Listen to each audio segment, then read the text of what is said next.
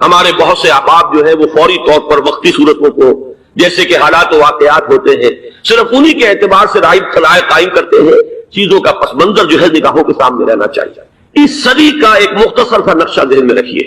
یہ 20ویں صدی کے آغاز کے وقت جسے ہم پورا کہتے ہیں مڈل ایسٹ، بلکہ صرف مڈل ایسٹ نہیں، پورا شمالی افریقہ سلطنت عثمانیہ کا حصہ تھا. خلافت عثمانیہ، لیبیا، الجزائر، مصر، پورا حجاز، یمن، پورا عراق، شام، اور یہ شام ہی کے حصے ہیں در حقیقت اردن اور لبنان، یہ سب یہ شام عرب، عراق عرب، یہ پورا علاقہ خلافت عثمانیہ یہ اس کا حصہ تھا. پہلی جنگ عظیم میں انگریزوں نے عربوں کو بغاوت پر آمادہ کیا، غداری پر آمادہ کیا. انہوں نے خلافت عثمانیہ کے خلاف بغاوت کی، بیج بوئے ان کے دلوں کے اندر نفرت کو، ابھارا انہیں تم ترکوں کے غلام کیوں ہو، تمہیں خود حاکم ہونا چاہیے، تم کھڑے ہو جاؤ ہم مدد کریں گے، تم بغاوت کرو، تم ان ترکوں کے خلاف ہماری مدد کرو، ہم تمہیں آزاد کر دیں گے، تم اپنے پاؤں پر خود کھڑے ہو جانا.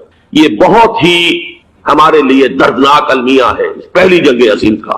کرنل لارنس جیسا شخص برطانوی استعمار اور اس کے نتیجے میں عربوں نے بغاوت کی. اور اس قدر دردناک بات آپ کو بتا رہا ہوں، میں پہلی مرتبہ جب سن 62 میں حج کے لیے گیا مدینہ منورہ میں، ابھی وہ ریل کے انجن کھڑے ہوئے تھے. یہ ترکی کے زمانے میں، سلطنت عثمانیہ کے زمانے میں بغداد سے مدینے تک ریلوے لائن تھی.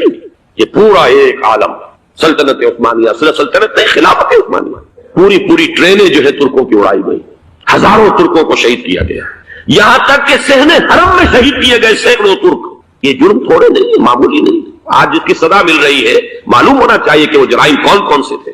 اب بھی جو لوگ گئے ہیں انہوں نے دیکھا ہوگا ترکی کا قلعہ موجود ہے اوپر پہاڑی کے اوپر.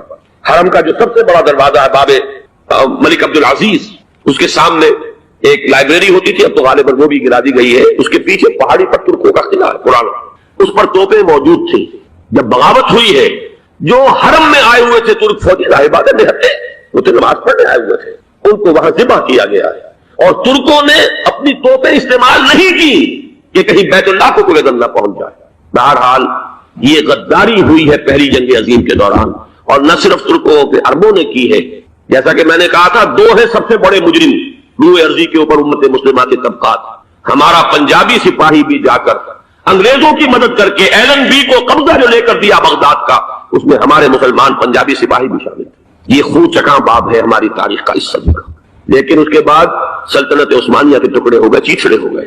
ایک انگریز نے لکھا ہے یہ جملہ، ذہن میں بجھا ہوا جملہ، کہ تاریخ میں یہ بات ثبت ہو جائے گی کہ ایک انگریز نے اس سلطنت کے ٹکڑے کر دیے کہ جو عمر فاروق نے قائم کی تھی رضی اللہ تعالیٰ عنہ. یہ پورا عالم، یہ تمام علاقہ کس نے پتہ کیا گیا.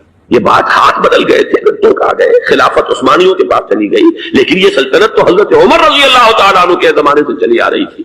اس کو ایک انگریز کرنل نے اور اس نے بغاوت میں آمادہ کر کے عربوں کو اور ترکوں کے پیٹھ میں چھڑا ڈھپوا کر ان کے ذریعے سے اور ٹکڑے کر دیے. لیکن جب جنگ ختم ہوئی اب انہوں نے کہا کہ اب ہمیں آزادی دیجیے. اب انہیں معلوم ہوا کہ غداروں کو دنیا میں کیا ملتا ہے. ٹکڑے کر دیے گئے. یہ حصہ عراق یہ انگریز کے پاس رہے گا، شام کا یہ علاقہ یہ فرانسیسیوں کے پاس رہے گا، مصر پر انگریزوں کا تسلط رہے گا، لیبیا اطالویوں کے پاس رہے گا.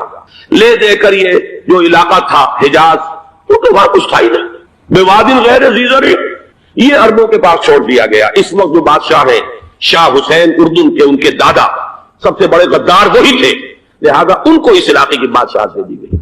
اس کے بعد نجد سے تحریک اٹھی ہے، وہ سعودی جو خاندان ہے وہ نجد سے اٹھا تھا. نجد میں اس وقت کچھ بھی نہیں تھا، وہ تو صرف ریت کے ٹیلے تھے، کچھ بھی نہیں، لہذا ادھر کسی استعماری قوت کو دیکھنے کی ضرورت ہی نہیں تھی. وہ تو بعد میں تیل برآمد ہوا، اس کی حیثیت ہو گئی، اور یہ امارات کا علاقہ جو ہے اس کی دنیا میں اب گویا کہ یوں سمجھیے کہ جو سب سے زیادہ اہم علاقے ہو سکتے ہیں روئے ارضی کے نقشے پر، ان میں سے ایک وہ ہو گیا. لیکن یہ اس وقت کی بات میں کر رہا ہوں، کوئی حیثیت نہیں تھی، لہٰذا اس کو چھوڑ دیا. یہ ہے تاریخی پس منظر، یہ لکیریں جو کھینچی گئی ہیں. یہ ایک ملت اسلامیہ کو جو قومیتوں میں تقسیم کیا گیا، پھر نعرے لگوائے گئے المصر للمصریین الشام للشامیین. اب شامی ایک علیحدہ قوم ہو چکے ہیں، مصری ایک علیحدہ قوم ہو چکے ہیں، عراقی ایک علیحدہ قوم ہو چکے ہیں. یہ ساری تقسیمیں استعمار کی پیدا کرنا ہے، اس کا کوئی تعلق اسلام کے ساتھ نہیں. اب ضرورت تو اس بات کی تھی کہ استعمار کے پنجے جب یہاں سے کچھ ہٹے، دوسری جنگ عظیم کے بعد ایک دور آیا، امریکہ ابھرا ہے دنیا کی عالمی سطح پر سیاست میں. اس کے ہاں کچھ آزادی کے تصورات تھے، اس نے بھی سپورٹ کیا، برطانیہ کمزور ہو چکا تھا، وہ اتنے بڑے علاقے کو ہولڈ نہیں کر سکتا تھا، ہندوستان بھی آزاد ہوا، پھر یہ کہ اور دوسرے علاقوں سے بھی اس کو پسپائی اختیار کرنی پڑی، استعمار کے پنجے جس طرح بھی ہوئے ان کے سینوں سے، عربوں کے سینوں سے جو ہے گویا کہ وہ ہٹے، لیکن امریکہ نے ایک اپنی بہت بڑی حکمت عملی جو اختیار کی، عالم عرب کے سینے میں اسرائیل کا خنجر پیوست کر دیا تاکہ یہ کبھی آزاد نہ ہو جائے، ہمارے انگوٹھے تلے رہے، ہماری پالیسی گواہی کرے۔ یہ استعمار کا دوسری جنگ عظیم کے بعد جہاں برطانوی استعمار، فرانسیسی استعمار رفتہ رفتہ یہ ہٹنے شروع ہوئے، صدر ناصر نے انگریزوں کو اٹھا کر پھینکا میڈیٹرینین میں اور دوسرے جگہوں سے، الجزائر نے آزادی حاصل کی فرانس سے، اطالویوں سے جو ہے لیبیا والوں نے آزادی حاصل کی، یہ ہو گیا، لیکن ایک خنجر پیوست کر دیا گیا اسرائیل کا سینہ عرب۔ اس صورتحال میں ظاہر بات ہے کہ ایک تو بڑی آئیڈیل پوزیشن تھی کہ پورا عالم اسلام متحد ہو، لیکن وہ تو بہت دور کا خواب معلوم ہوتا ہے۔ علامہ اقبال سے بڑا کوئی نقیب نہیں ہے ملت اسلامی کی وحدت کا، ایک ہو مسلم حرم کی پاسبانی کے لیے نیل کے ساحل سے لے کر تا بخا کے کاشغر، لیکن انہیں بھی اپنے لیکچرز میں کہنا پڑا کہ اس وقت جو صورتحال ہے پورے عالم اسلام کی ایک وحدت بن جانا تو تقریباً ناممکن نظر آ رہا ہے، اگر کسی طرح ایک common wealth of Muslim nations وجود میں آ جائے تو بھی بڑی کامیابی ہوگی، لیکن اس سے بھی پہلے یہ تو زیادہ آسان تھا کہ عالم عرب ایک وحدت کی شکل اختیار کر لے۔ یہ تو ایک قوم ہے، اکثر و بیشتر ایک نسل یا زیادہ دو نسلیں کہتی تھے، شمالی افریقہ میں بربر نسل بھی ہے، باقی تو سب عرب ہے، یہ پورا عالم ایک نسل، ایک زبان، پورے اتنے رقبے کے اوپر بولے جانے والی ایک زبان، یہ تو ایک ہو جائے۔ افسوس یہ ہے کہ اس کا ایک ہو جانا ایک شخصیت عمری تھی جو مذہبی مزاج کی شخصیت تھی، جو دینی مزاج کی حامل شخصیت تھی، اگر اس کی قیادت میں عالم عرب متحد ہو جاتا تو واقعتاً ایک بہت بڑا جو ہے مرحلہ وہ طے ہو جاتا، پوری عالمی ملت اسلامیہ کی ایک وحدت اختیار کرنے کا۔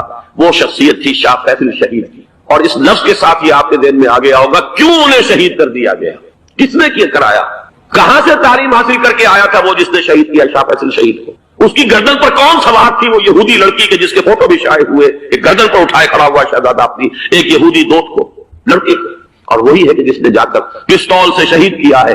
جہاں میں اچھی طرح جان لیجئے، جیسے بارہا میں نے عرض کیا ہے کہ حضرت عمر کو شہید کرنے والا کہنے کو ابو لولو فیروز تھا، لیکن اس کے پیچھے پورا ایرانی نسل پرستی کا جو پورا پس منظر ہے، اسے تو ہر شخص جس کی ذرا بھی نگاہ جو ہے جو صرف منظر کو نہ دیکھ رہی ہو، پس منظر کو بھی دیکھنے والی ہو، وہ تو جان دے گی کہ ابو لولو فیروز ایک فرد کا نام نہیں تھا، وہ ایران کا انتقام تھا عالم عرب سے۔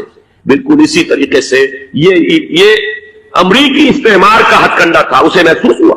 شاہ فیصل مذہبی مزاج کا شخص یہ ابھر رہا ہے، اور یہ شاہ فیصل کی حکمت عملی کا ذرا آپ اندازہ کیجئے، لاہور میں سمٹ کانفرنس ہوئی، اس میں وہ آئے، سب سے ٹاورنگ پرسنالٹی پورے اس وقت عالم اسلام کے شاہ فیصل کی تھی، اور وہ گویا کہ ایک بہت ہی جس کو کہا جائے کہ ایک بہت ایلڈرلی، ایک بزرگانہ ایک شخصیت جو ہے، اور انہوں نے اپنی دولت کے دروازے، عرب میں وہ مشہور تھے کہ نہایت خسیس اور بخیل انسان ہے، اس لیے کہ وہاں وہ خرچ کرتے تھے حساب کتاب کے ساتھ، لیکن ان کے خزانے کھلے ہوئے تھے عالم اسلام کے لیے، ادھر بھی مدد ہے، ادھر بھی مدد ہے، ادھر بھی کام ہو رہا ہے، ادھر بھی کام ہو رہا ہے۔ پھر انہوں نے تیل کا ہتھیار استعمال کر کے ایک دفعہ